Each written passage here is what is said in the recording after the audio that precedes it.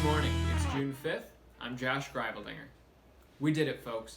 Coronavirus is no longer the biggest news story in America. Unfortunately, it's still here. The nation just has more pressing concerns. For a week now, activists have been out risking their health to protest police brutality, having made the determination that state-supported violence is a greater public health crisis than coronavirus. So to all of our viewers, but especially those who are putting their health and lives on the line in the fight for civil rights, welcome to the lockdown.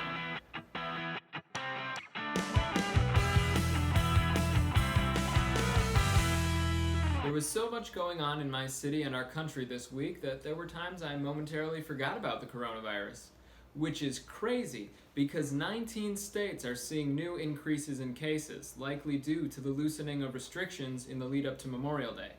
Still, at this point I assume everyone wearing a mask is on their way to a protest. President Trump seems to also have forgotten about the coronavirus, not that he ever really took it seriously, but it's been over 2 weeks since he's spoken with everyone's favorite member of the coronavirus task force, Dr. Fauci, which, while worrying for America, has had to have been a much-needed break for Dr. Fauci. The good doctor, however, finally brings us hopeful news. Possible vaccines are moving into phase 3 this summer, which is the human testing phase. If they go well, and Dr. Fauci is cautiously optimistic, we may get a vaccine by late this year. And if it works without any issues, we'll know for a fact that the vaccine was not actually made by Bill Gates. Until we get results from that, we have to still be smart, which is why North Carolina Governor Roy Cooper still insists that the Republican National Convention be scaled down, causing President Trump to respond that they are forced to find a new state to host the convention. I don't know who would want the convention in their city at this point. In addition to the virus risk, after Trump officially receives the nomination, instead of a balloon drop, he's going to want a 21 canister tear gas salute. He'll do anything for a photo op. Remember all the reopen protesters I've made fun of on this show? They were all very upset about the shelter-in-place orders, feeling it infringed on their civil rights.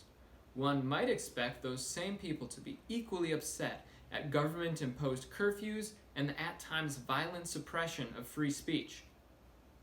But they're not. I thought they had been acting like petulant children, so perhaps the curfews were just past their bedtimes. In Los Angeles, it's commonly said that people never leave their neighborhoods.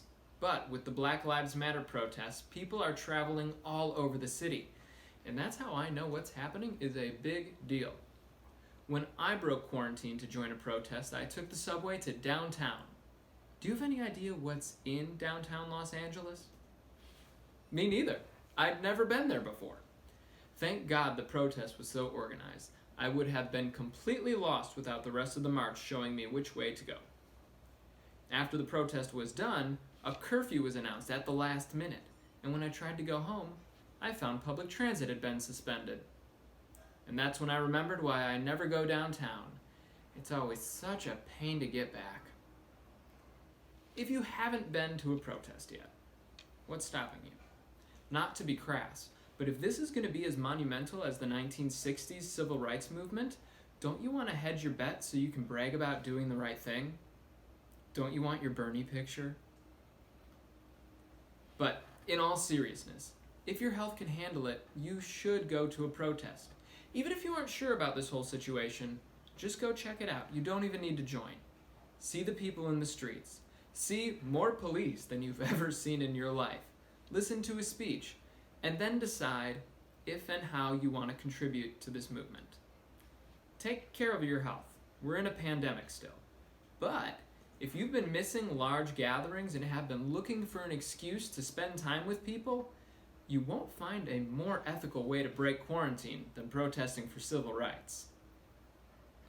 When I was at the protest downtown, an older black man said thank you to me, just for being there, for taking an afternoon to walk around downtown in remembrance of people who had died and to ask the police not to hurt people.